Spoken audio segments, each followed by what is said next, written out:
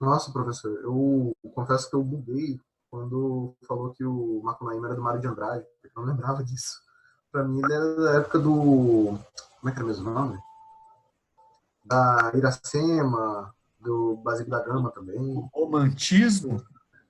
Deu um bug na minha mente, assim, que eu achei que era dessa época. Não, Tinha assim, esquecido que era dele. a semelhança que existe entre o romantismo e o modernismo é a preocupação com a busca da identidade nacional. E então, talvez por isso que você confunda, né? Porque tanto no Uhum. romantismo quanto no modernismo, eles procuram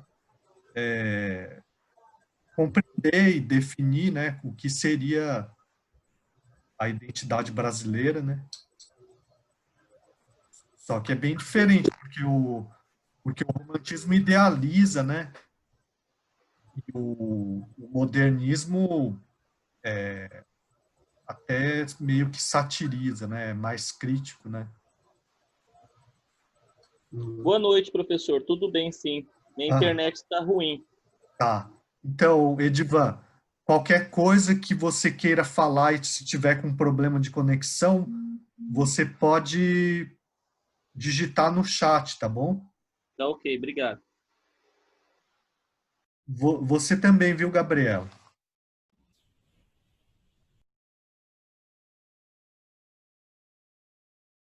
Ah, a Gabriela tá entrando de novo.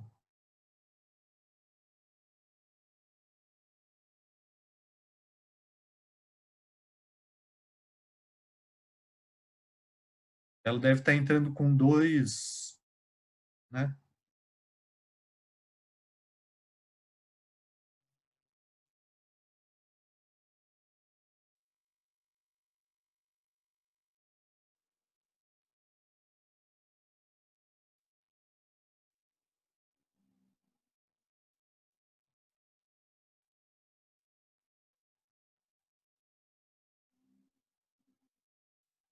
Mas então, por hora, assim, vocês têm alguma dúvida que vocês queiram tirar?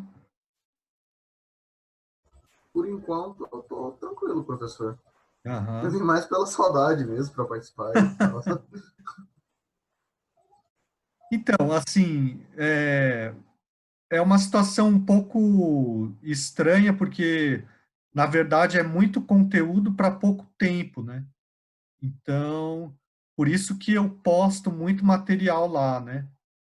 E para tentar, assim, oferecer o máximo possível, né? Para o caso de depois vocês quererem explorar mais os assuntos, né? Mas eu sei que não dá para dar conta de ver tudo, né? Eu acho que o mais importante é ter uma noção, né, dos assuntos. Peraí, Edivan. Em relação à análise do poema dessa semana, devemos analisar métrica, rima, no caso da atividade 2 do Mário de Andrade. Bom, o Mário de Andrade, eu passei análise de conto, né? Então, o conto é um tipo de análise bem diferente da poesia, né? No caso do Oswald de Andrade, não necessariamente precisa analisar métrica e rima, né? Porque muitas vezes ele não tem rima, né? E, por exemplo, aquele poema que eu analisei do Oswald de Andrade, que é As Meninas da Gare, né? Ele tá meio que parodiando a carta do Pero Vaz de Caminha, né? Então, esses aspectos de métrica e rima, eles não são muito relevantes, né? Depende do poema, né?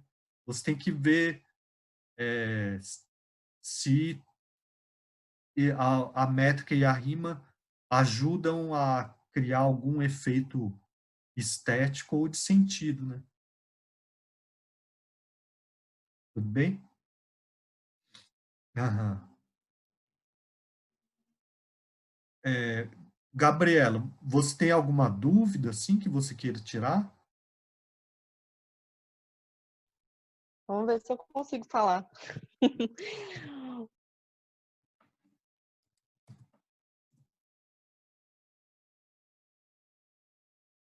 Aham. Tá. Os poemas do... Aham. Os poemas do Manuel Bandeira, né? Eles são aparentemente muito simples, né? Mas geralmente tem alguma chave, assim, que você tem que pegar, né? Então, assim, e para pegar, não tem receita, na verdade, né? Por isso que eu, por isso que eu postei aqueles modelos de análise, né? Uma análise muito boa, por exemplo, é do Davi Arrighucci sobre o poema A Maçã, né? Que ele está falando de uma maçã, mas na verdade vai remetendo à figura da mulher, né? Então, assim, se a gente não entender isso, a gente não entende a grandeza do poema, né? E a mesma coisa outros poemas, assim, sempre tem alguma chave, né? Assim, quer ver, a gente pode ler mais alguns poemas aqui e tentando pensar junto, né?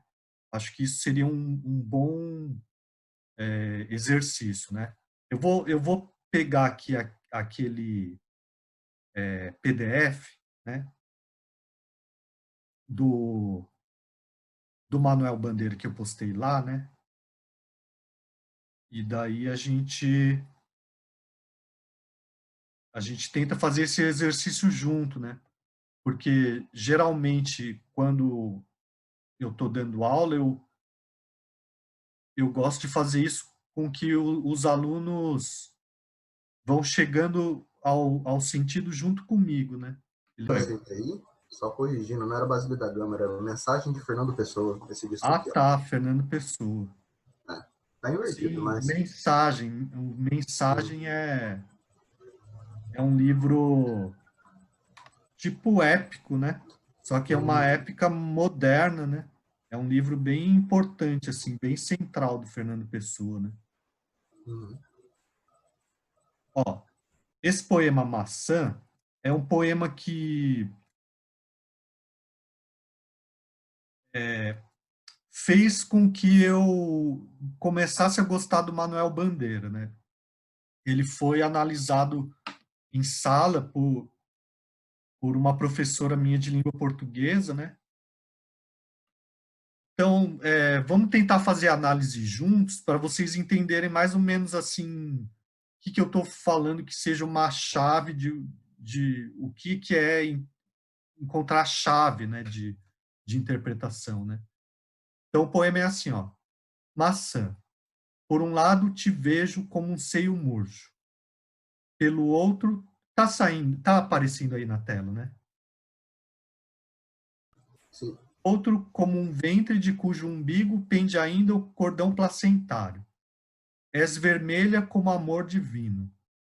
Dentro de ti, em pequenas pevides, palpita a vida prodigiosa, infinitamente.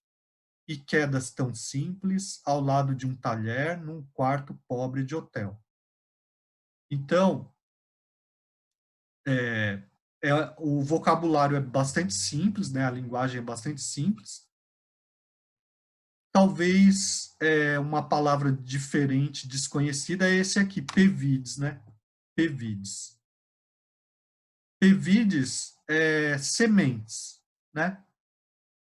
E talvez esse verbo quedar, que a gente não use muito na linguagem cotidiana, mas e se encontra, né?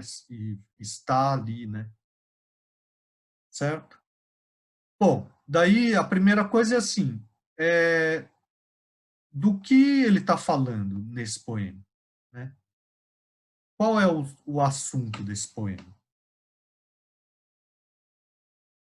O, pode colocar no chat aqui também, se quiser, né? É que para mim fica difícil ver o chat. Mas o senhor já deu um spoiler falando que é de mulher. Tá, mas você consegue ver que ele está falando de uma mulher também? Ele está falando da maçã propriamente, né? Mas que ele também está falando. Eu tenho um problema de ser muito literal, eu acho. E aí eu vejo assim, e para mim tem, lógico que tem alguma coisa, mas parece que eu não consigo enxergar, sabe? Eu tenho esse problema. Igual, o senhor falou que é uma mulher. Agora, para mim, até que faz sentido ser uma mulher, entendeu? Mas lendo assim, eu tenho uma dificuldade em analisar de uma forma subjetiva, assim, sabe? Aham. Então, ele está falando da maçã literalmente, né? Porque o título é maçã, né? Mas de que maneira ele fala dessa maçã, né? Fala assim: por um lado, te vejo como um seio murcho. Então ele tá descrevendo, né? O aspecto visual mesmo, né? Vejo, né? Só que esse seio murcho, esse seio murcho, ele remete a uma mulher e a uma mulher já com alguma certa idade, né? Porque o seio é murcho, uma mulher velha, né? Por outro, como um ventre de cujo umbigo pende ainda o cordão placentário, né? Então, esse ventre de cujo umbigo pende ainda o cordão placentário é o cabinho da maçã, né? É o cabo que uniria a maçã ao à árvore, né? Peraí, tem Então, nisso ela tá nova. Ela tava isso. Então, velha, daí essa parte é como se isso. ela fosse nova. É. Eu preciso aprender aqui a ver o chat. Vocês estão colocando alguma coisa no chat? O Edvan O colocou. Edival falou, acho que fala de filhos que a mulher pode gerar dentro de ti, pequenas pevides, esse amor que pode Isso. gerar outros amores. Sim. É.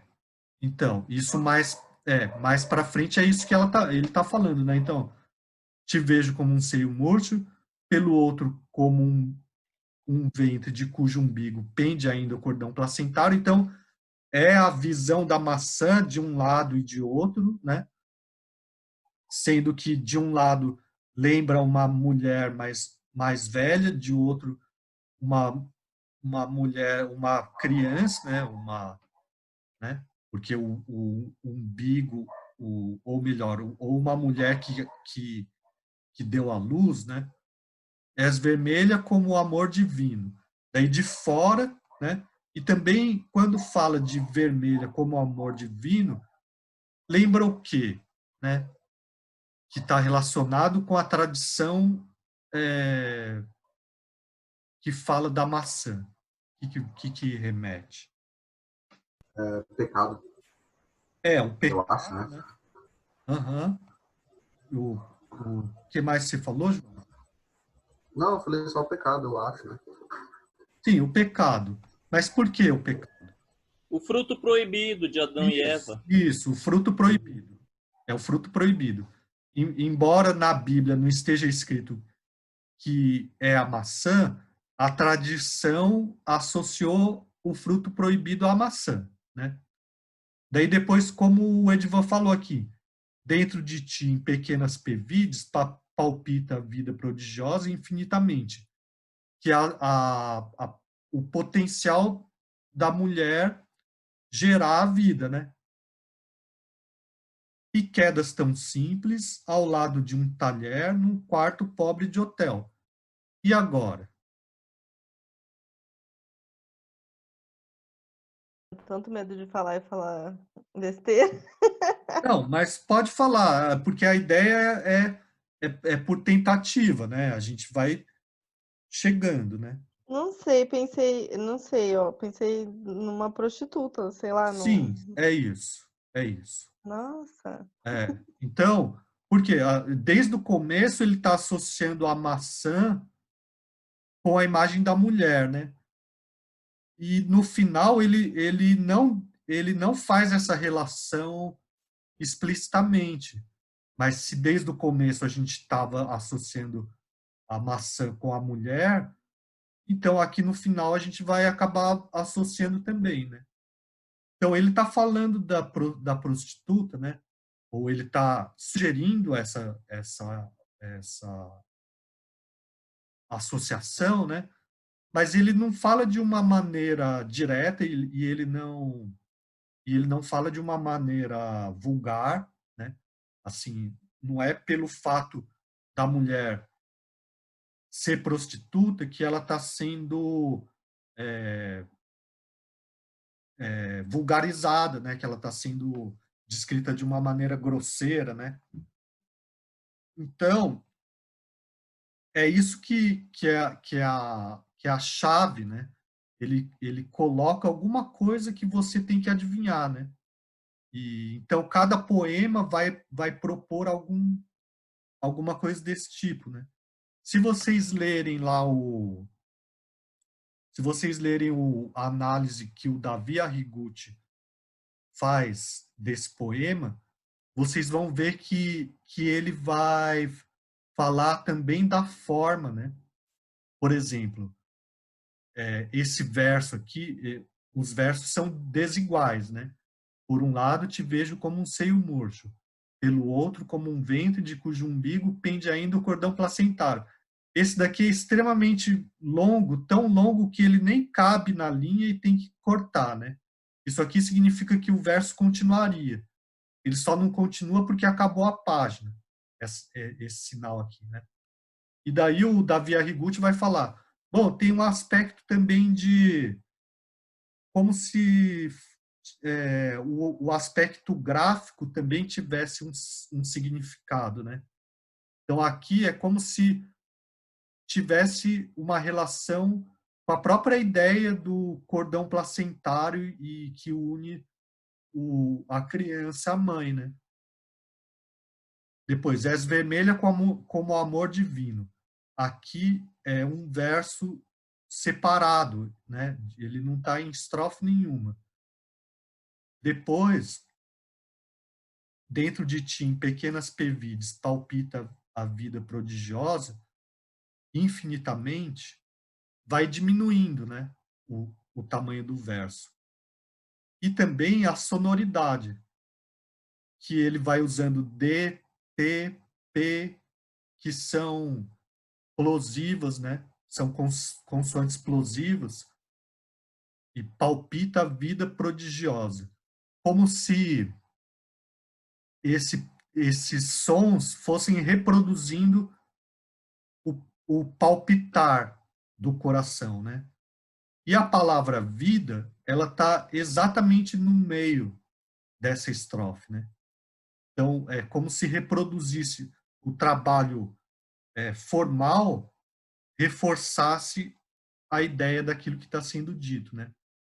E depois, no final, que tem essa chave, quedas tão simples, ao lado de um talher, num quarto pobre de hotel. E daí, por que a gente associa com... Por que a gente associa com uma prostituta? Pelo, talvez, quarto pobre de hotel. Aham. Pelo E quarto fica pobre. Fala. e tão simples, ao lado de um talher, parece que assim, Aham. não sei, parece que ela se desvalorizou, não sei, alguma coisa assim. Sim, Sim. como se fosse um objeto, né? Assim, Parece na que tá verdade, ela está prestes a ser comida, né? comida. É. Sim, mas assim, Aham. desvalorizada, tipo, ela ficou tão simples. Tipo, você podia tanto, você é tantas coisas, e Isso, agora também. você fica É. tão simples para ser Isso, comida em um quarto de hotel. isso, isso. Tem uma grandeza, né? Tem uma grandeza, algo sublime até, né? De potencial de gerar vida, né? Só que aqui dá uma rebaixada, né? Na, na, É, aham. É isso. eu percebi isso, parece que você é tanta coisa e daí depois você Isso, acaba por ser comida num quarto pobre de hotel. isso, Tipo, é isso. É. Então, nossa, que aham, Então, é esse tipo de coisa que tem no poema do Manuel Bandeira, né? É bastante simples, a linguagem é simples, ela é cotidiana, né? Mas tem alguma coisa ali de grandioso, né? Nessa simplicidade, né? Certo? E, e aquele vídeo que ele faz, que fizeram de homenagem com aquela amiga dele, né? Cleonice, acho que é o nome dela. Aham, Gente, ele era uma pessoa muito maravilhosa, parece, assim, pelo que sim, ela fala, o que é, ela conta. ele, Parecia que era uma pessoa boa, uma pessoa que sim, simples, né? Eu aham. achei assim, eu acho que tudo isso reflete. Eu não sei se é certo a gente colocar a bibliografia do autor junto com a obra, eu nem sei se isso, né? Mas a Não, gente acaba então, confundindo aham. também, né? Não, isso daí é uma questão assim sobre a relação entre o autor e a obra, né? É uma coisa meio controversa, né? Mas a, a observação que me pareceu mais válida sobre isso é assim: tudo que ajudar a gente a compreender a obra é válido, né? Então, o importante para a crítica literária é compreender a obra, né? Se os dados biográficos ajudam a gente a compreender a obra, então tudo bem que a gente use dados biográficos, né, na interpretação. Mas muitas vezes não ajuda, né? Muitas vezes, Atrapalha. muitas vezes atrapalha, porque você quer colar uma coisa à outra, né? Então, por exemplo, na outra aula eu falei do Machado de Assis, né? Então, se você achar que o Machado de Assis está expressando a opinião dele pela voz do narrador, você acaba se dando mal, porque não é. Ele está fazendo uma crítica, né? No caso do Brás Cubas, eu estava falando, né? Ele está fazendo uma crítica à classe dominante através de um personagem narrador que é um canalha, né? Então, essa é a interpretação do Jorge Schwartz, do Jorge Schwartz. Jorge Schwartz, não, esqueci o nome dele. Roberto Schwartz, né? Que são duas obras que o Roberto Schwartz escreve analisando os romances do Machado, né? Então ele analisa os romances desde o início até as Memórias Póstumas de Brás Cubas, para mostrar como o Machado de Assis mudou a, a abordagem que era feita pelos românticos, né? Então, como eu falei para vocês, os românticos tinham como preocupação encontrar a identidade nacional. E como que eles faziam isso? Eles faziam, eles faziam idealizando, por exemplo, o índio, ou o sertanejo, né? Ou a natureza, né? Através da idealização, eles tentavam retratar o que seria específico do Brasil. Mas o Machado de Assis, ele mudou completamente a abordagem. Ele, ele percebeu assim que o que existe de mais tipicamente brasileiro é a maneira como a sociedade se organiza de um modo injusto, né? Então, para fazer um romance brasileiro, ele vai fazer um romance brasileiro que traz uma crítica social muito forte, né? E então, se a gente não perceber que aquele narrador está fazendo é como se fosse uma autodenúncia, né, de quanto a classe dominante é canalha, né, no Brasil, um país que era escravista, né, e praticamente não tinha outra possibilidade para a pessoa ou ela era da classe dominante ou ela era da classe dominada, né? E se ela tivesse no intermediário, ela dependia de favor para sobreviver, né? Essa é a crítica do romance do Machado, de acordo com o Roberto Schwartz, né? Então, nesse caso, você pegar os dados biográficos e querer achar que o autor está falando através do seu personagem, expondo diretamente aquilo que ele pensa, daí você acaba se confundindo com o sentido da obra, né? Certo?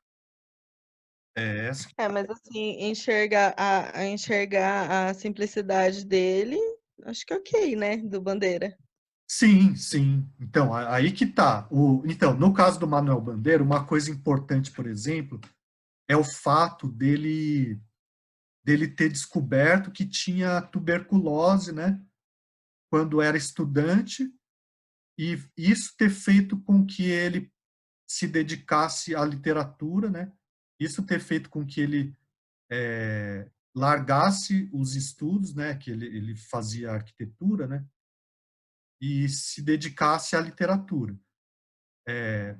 Então, a poesia dele também, uma característica da poesia dele é que ele tem consciência de que ele pode morrer a qualquer momento, né? Apesar de ele ter vivido bem mais do que grande parte dos outros escritores, né?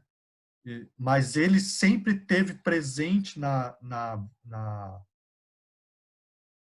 poesia dele, na vida dele, que ele podia morrer a qualquer momento.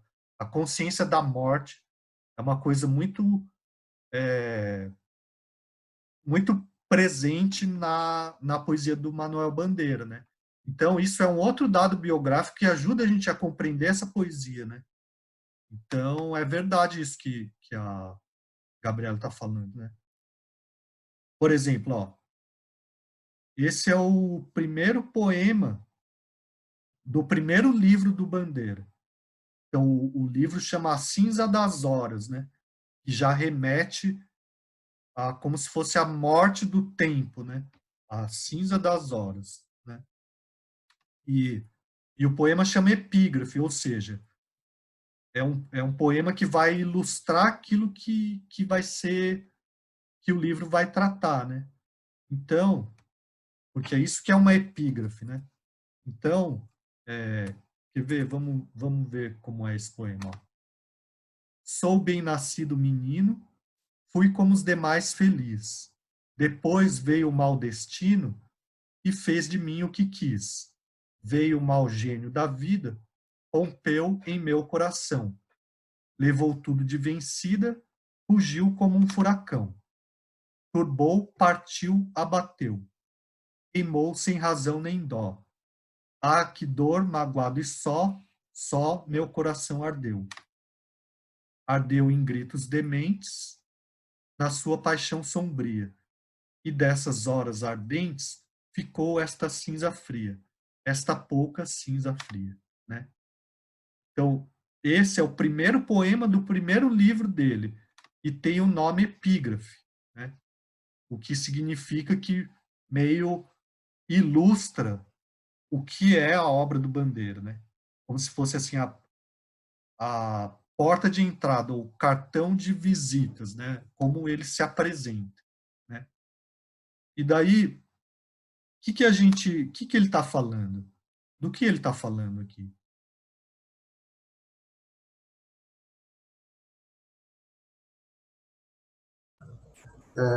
Talvez seja da notícia da tuberculose dele, né? E Sim, ali, ó. é. Veio uma gênio da vida, rompeu em meu coração, levou tudo de vencida, fugiu como um Aham, furacão. É uma é. notícia, pô, desoladora saber que você vai morrer, tá ligado? A qualquer Sim, momento ainda. é. É justamente dessa consciência da possibilidade de morrer a qualquer momento, né? Então, sou bem do menino, fui como os demais feliz. Depois veio o mau destino e fez de mim o que quis. Veio o mau gênio da vida, rompeu em meu coração, levou tudo de vencida, rugiu como um furacão. Turbou, partiu, abateu, queimou sem razão nem dó. Ah, que dor, magoado e só meu coração ardeu. ardeu em gritos dementes na sua paixão sombria, e dessas horas ardentes ficou esta cinza fria, esta pouca cinza fria, né? Então, é justamente dessa doença que ele está falando, né? Só que essa cinza fria, essa pouca cinza fria, acaba sendo a própria obra dele, né? Que é uma coisa meio, como que a gente pode dizer? Ambíguo, né? Assim, justamente aquilo que parecia a, o mal, né? O mal gênio da vida acaba sendo a grande contribuição dele para a literatura, né? Ele acaba construindo a vida dele a partir disso, né? Acho que foi o senhor que falou naquela videoaula, né, que ele se achava um poeta pequeno, né? Ele achava que ele se Ele se identifica como subestimou. poeta menor. Não, então, mas ele é um poeta menor no sentido assim, ele não vai discutir grandes questões, né? Ele não vai discutir, ao contrário do Drummond, ele não vai falar da Segunda Guerra, por exemplo, né? Ele não vai falar de grandes questões políticas, né? Ele vai falar de coisas cotidianas, né? Aqui, bom, de certa maneira, ele está falando dele próprio, né? Só que, falando dele próprio, ele está falando da vida e da morte, né? Então, acaba sendo universal. Mas ele parte das coisas pequenas, parte das coisas cotidianas, né? E, bom, daí o Edivan perguntou assim, a gente tem que levar em conta questões de métrica e rima? Então, depende do poema, né? Esse daqui, por exemplo, ele é regular, né? Sou bem nascido menino, fui como os demais feliz. Ele é 7 sílabas, né? Que a gente chama de redondilha maior, né? Que é uma forma popular, né? É uma métrica popular bastante comum, né? E são versos de 4 sílabas, né? E a rima é A, B, A, B, né? Então, é importante o aspecto, a métrica, né? É importante aqui, ela tem uma função, né? Para criar essa regularidade, essa musicalidade, né? E também a relação com a forma popular aqui, né? E aqui, olha só, ele faz uma quebra, né? Essa quebra também é significativa, né? Porque o que ele está falando? Turbou, partiu, abateu, queimou sem razão nem dó. Ah, que dor, magoado e só meu coração ardeu. Então, justamente quando ele está falando de solidão, né? Quando ele está falando de partir, né? Ele parte o verso em dois, né? Quando ele está falando de dor, né? Ele faz isso, ele cria uma diferença aqui, né? Então, lá até então era uma forma bastante regular, né? 4 versos, e aqui ele quebra o verso no meio, né?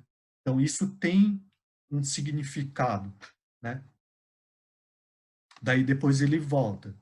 Ardeu em gritos dementes na sua paixão sombria, e dessas horas ardentes ficou esta cinza fria. Daí, depois, ele faz um verso só isolado no final. Esta pouca cinza fria, né? Então, o fato de ser regular antes e depois ele quebrar essa regularidade em 2 momentos do poema tem uma importância para o significado do poema, né? Certo? Então, a gente tem que olhar cada poema para ver o que a forma dele está dizendo, né? E o quanto essa forma é relevante ou não, certo? Bom, e assim por diante, né? Cada poema a gente tem que tentar analisar, tentar ver o que ele traz de específico, né? É um exercício, né? Assim, conforme a gente vai vendo as análises, né? Foi isso que eu disse acho que eu disse no áudio, né? Por isso que eu coloquei vários livros ali de análise, né? De poesia, para vocês tomarem como exemplo. E daí, a partir daquilo, tentarem fazer, né? Certo?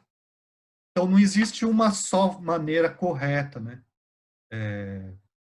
Mas quanto mais a gente vê as análises sendo feitas, mais a gente vai pegando o jeito e cada um pode analisar de uma maneira diferente, mas o importante que é? O importante é conseguir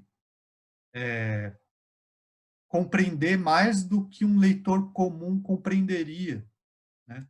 E daí tentar transmitir esse sentido através da análise para o seu leitor ou o seu público, se você estiver falando, né?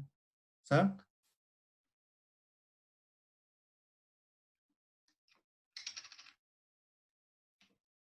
Dá para entender? Dá sim. Uhum. Bom, mais alguma dúvida que vocês têm?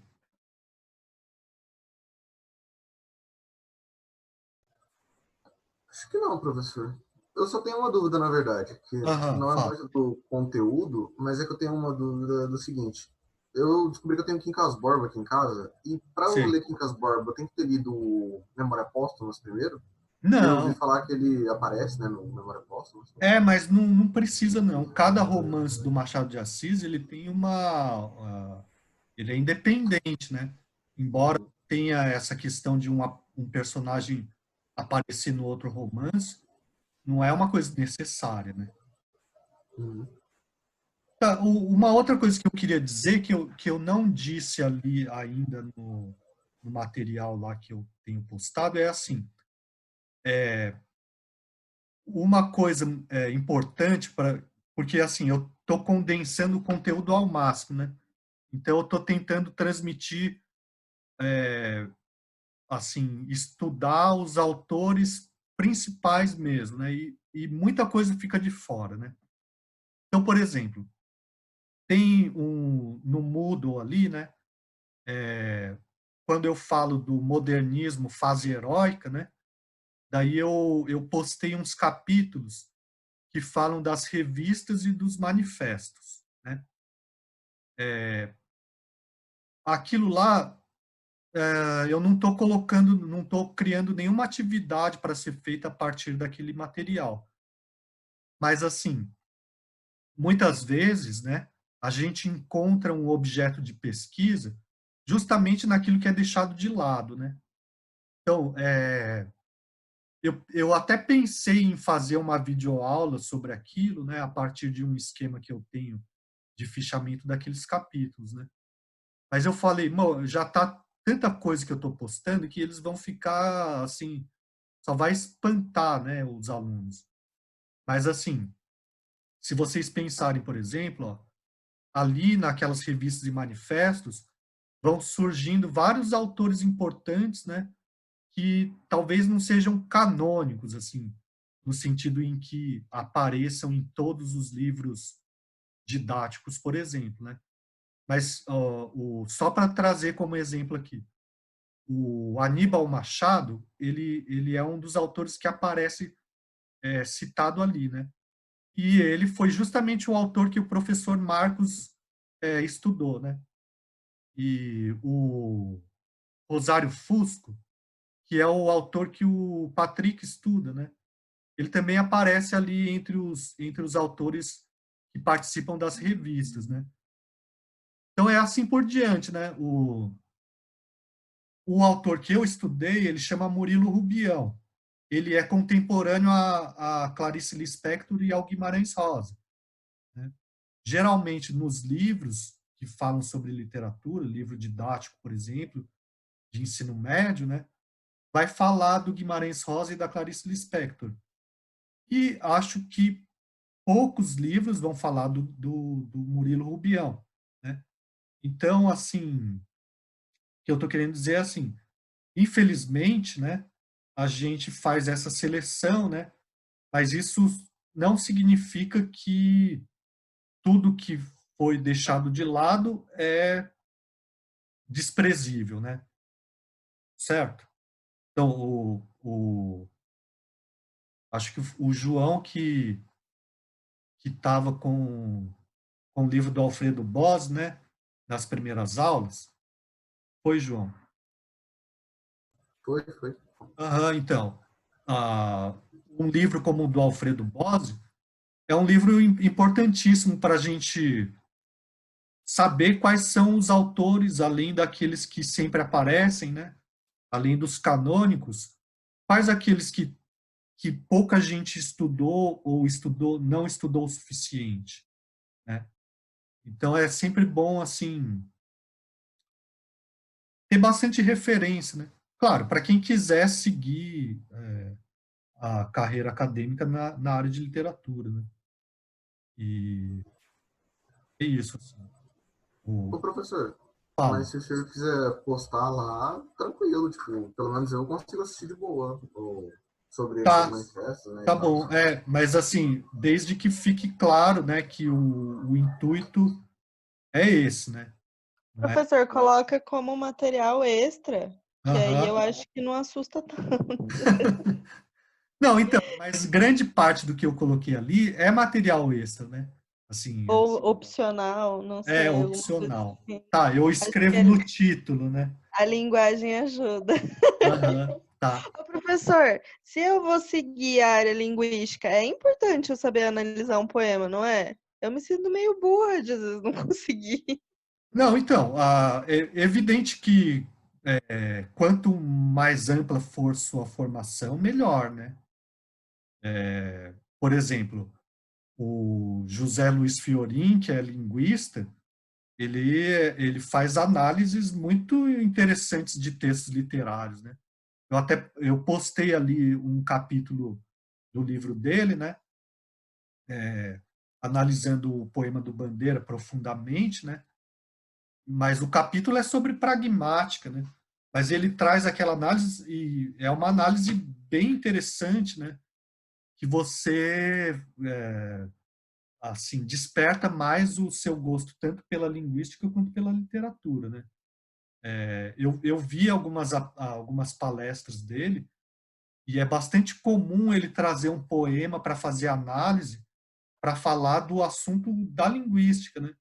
Que torna a palestra dele, a apresentação dele, mais interessante, né? Agora, sim, a questão é assim, né, Gabriela? Por exemplo, se você for, se você for professora de linguística, tiver um grande conhecimento de literatura, claro que é melhor para você, né?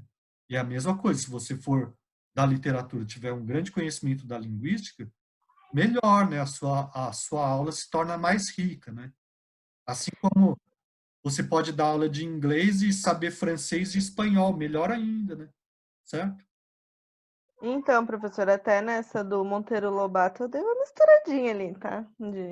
Ah, não, beleza. Porque Beleza. eu achei que tinha a ver, porque eu tenho a minha iniciação científica é a análise crítica do discurso, né? Ah, legal. Então tem tudo a ver, na verdade, com o Aham. tema racismo, Sim. ideologia e Aham. etc. Então eu achei que eu podia usar, eu leio Fairclough e eu achei que ele tinha tudo a ver com mudança, Claro. prática social, práticas discursivas, né? E mudança social, eu achei que tinha tudo a ver, e daí eu também coloquei. Eu acho que é Sim, legal sim. essa interdisciplinaridade, assim, né? Claro. Isso enriquece De muito, né? mesclar. Aham. Na verdade, tanto a literatura quanto a linguística estão estudando a expressão da linguagem, né? Sim. Então, é a mesma coisa. Por exemplo, o físico tem que saber matemática e se souber química, melhor ainda, né? Não é assim? São áreas Sim. que precisam conversar, né? A gente precisa ter conhecimento de história, de filosofia, né? Então, eu acho que assim, a filosofia ainda mais, né? Eu estudando hoje essa parte de linguística, eu vejo que a Aham. gente precisa muito estudar os filósofos, Sim, entender o que era, e eu acho que na literatura também é nesse sentido, né? claro. A filosofia e história são áreas assim de conhecimento que são básicas para a gente, né? A gente precisa saber, né? Certo? Dentro do curso de letras, quanto mais você tiver familiaridade com todas as áreas, melhor para você, né? Não é? É, mas eu tenho que fazer um esforço aí para analisar essas um esforço um pouco maior. Ah, não, mas é normal, né? A gente se identifica mais com uma coisa do que com outra, né? O- É, mas assim, por exemplo, eu fui tentar ler Primo Basílio, por exemplo. Eu acho assim, é muito cheio de floreio, eu gosto de coisa mais objetiva. Mas eu amo Graciliano Ramos. Acho que Aham, uma literatura muito mais fluida, você consegue ler. Ele é muito mais objetivo, apesar dele ter também sim. os floreios dele, mas eu acho ele super objetivo. Ele coloca em um capítulo o que as pessoas colocam em, nossa, um livro, fazer um livro de um capítulo dele. Então, assim, eu gosto muito dele. Ele é o meu escritor Aham. preferido, assim, Ah, que legal. Que bom saber. Porque, de todos. Eu amo. Eu vi que a gente vai ter, né? sim, Agora. Graciliano Ramos é um, assim, essencial, né? É um dos mais importantes, né? Na prosa, né? O, Tanto que antes de eu optar por linguística, eu estava na dúvida ainda, e eu até ah, achei que eu poderia, olha só como eu sou ingênua. Eu achei que eu poderia ir para literatura. mas Então, você pode, mas é claro que você pode. mas assim, hoje me conhecendo como me conheço dentro do Ah, curso, eu sei que a minha área realmente é linguística, né? sei. Mas assim, no começo, no primeiro ano, o Marcos me chamou para fazer uma iniciação científica em Aham, literatura. E eu li Angústia, eu já tinha lido outros livros do Graciliano, sei. Aham, mas eu li Angústia e li Os Ratos, que é do Jonelle Machado. aham. E aí eu ia fazer uma iniciação de literatura comparada, né? Ah, Assim, super legal. Acho assim, admiro muito quem. Eu não consegui, não fluiu, eu não consegui fazer. entendi. Mas assim, os dois livros são sensacionais. Tanto Aham, Os Ratos, e é um autor que eu nunca tinha ouvido falar, o Dionélio Machado, aham. ele é muito É, bom. pois a questão é essa, né? Quando a gente vai fazer pesquisa, né? Tem que ir para algum lado que não tenha sido tão explorado, né? E, E ele é muito bom. é, E eu não ia falar sobre Graciliano Ramos, porque tem 1 milhão de pesquisas aí sobre Graciliano Ramos. Mas a aham, literatura comparada ia ser legal, porque em Angústia sim, tem o rato, ele fala muito, né? E, aham, e, no, e no do Dionélio Machado também tem esse ponto. Então sim. aí eu ia falar disso. Mas estou super bem acolhida também na linguística. Mas isso não significa que você tenha que fechar os seus olhos para a literatura. Não, Aham. eu E, não quero, tanto que eu tento, né? Eu não sim. quero. Mas Mas a literatura, como a música, por exemplo, né? Se você não gosta, então fica difícil você estudar, né?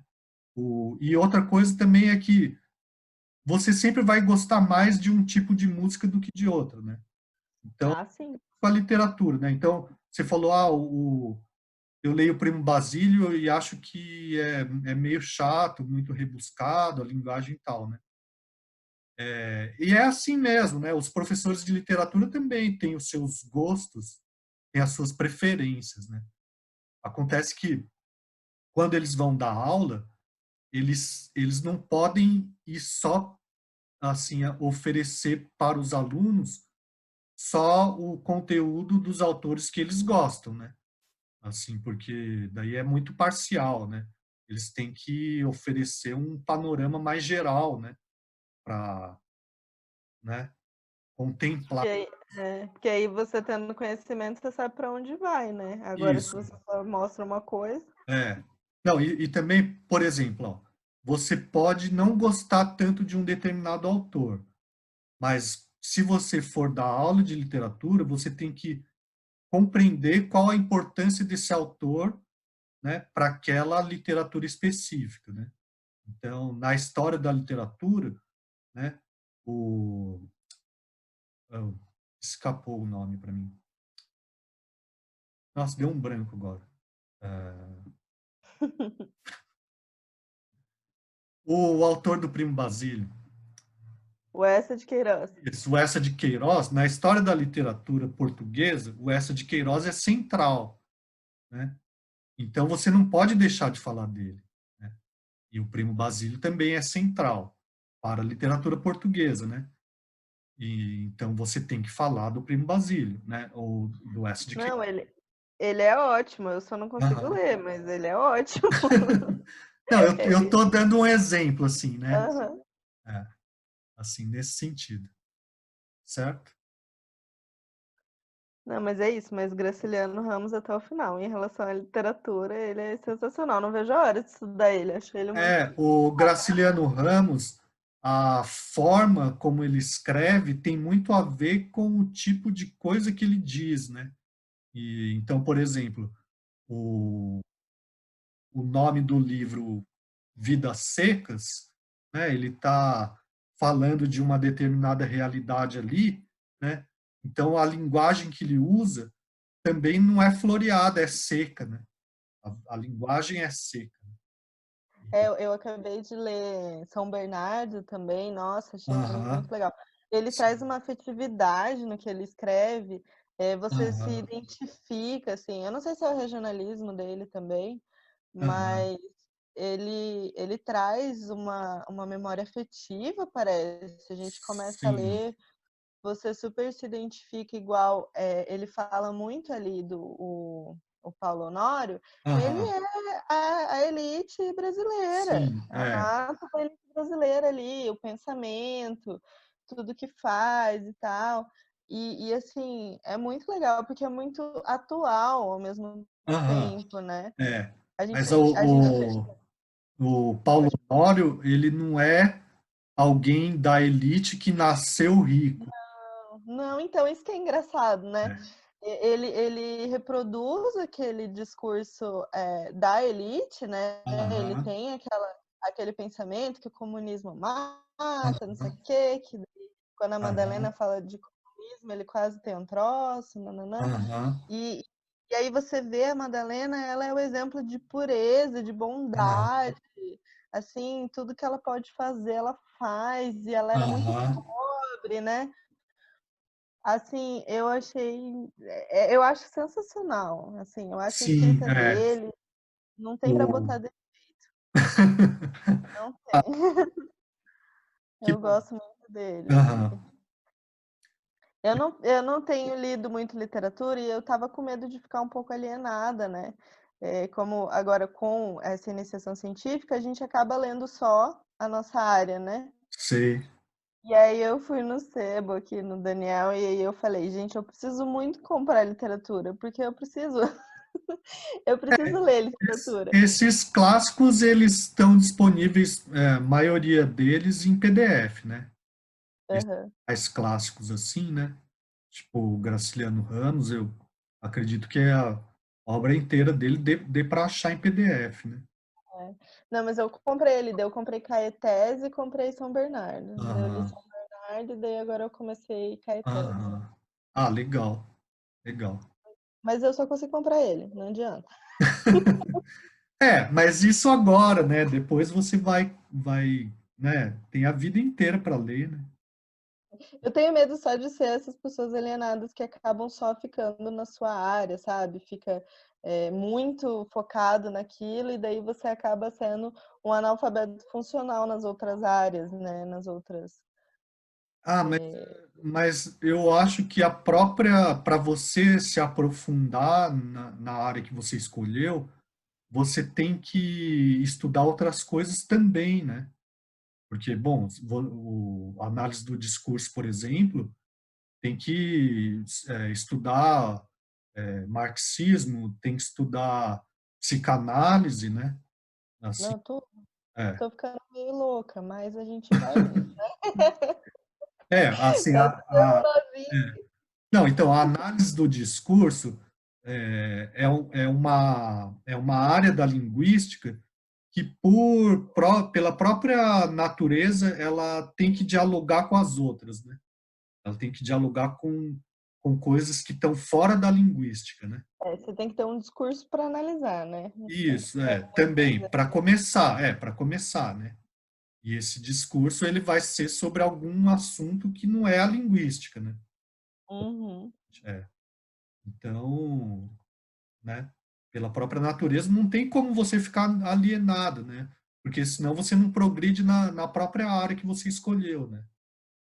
É verdade. É, Mas é eu acredito que na literatura também seja assim, porque você tem que estudar história, você tem que entender o momento político, né? Você não pode se fechar, senão você fica medíocre na sua própria área, né? até mesmo a linguagem, expressão, tudo isso, né? Sim, é, é. E assim, a literatura, assim, ela tem que levar em conta as outras artes, né? E os livros vão falar de outras coisas, né? Cada livro vai falar de alguma coisa específica, né? Não é? É verdade. Aham. Pois é, É muito- acho que não tem que ter medo de ficar alienado, não. Ah, mas tem gente que fica, né? A gente vê, muita gente tem um pouco de medo, porque às vezes a gente Não, para. mas que a pessoa que estuda literatura ou estuda análise do discurso, é isso que eu quis dizer, né? Pela própria natureza Aham, não tem como. é. Agora, se a outra área, talvez você possa, né? Alguma área muito técnica, talvez você possa ficar, né? Não é? É, pode ser. Aham. É, Um beleza. pouco. Mas mesmo assim me dá medo. Mas a gente vai indo com medo Não, mas mesmo. o tempo inteiro você vai fazer escolhas, né? O tempo inteiro. É, Aham, é. Não tem como. E se você for dar aula, por exemplo, você tem que estar em contato com seus alunos, você tem que entender quem são eles, você tem que ouvir os seus alunos, né? E cada vez os seus alunos vão ser mais jovens ainda, né, para você. Quer dizer, você vai é. envelhecendo e os seus alunos, a média geral de idade continua a mesma. Então, você tem que ir se atualizando, né? Não é? Acho que não tem muito perigo de ficar alienada, não.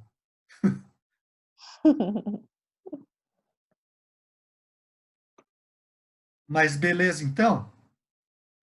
Acho que é isso, né, professor? Tá bom. Então, opa, tem alguma coisa que vocês postaram aqui que eu não vi, né? O Edivan falou do poema Maçã, né? Tá bom. Tranquilo, dúvidas sanadas, obrigado. Eu que agradeço a presença de vocês aí. E daí, então, eu vou postar para o material da próxima semana, né? E a gente vai mantendo contato pelo WhatsApp, né? E, eu acredito que os demais alunos, conforme eles quiserem, eles também vão, né? Conseguindo ter acesso, né? Então tá bom. Então até a próxima. Bom final de semana para vocês. Bom Obrigado. final de semana, professor. Obrigada, viu? Tchau, gente. Boa noite. Tchau, boa noite. Boa noite.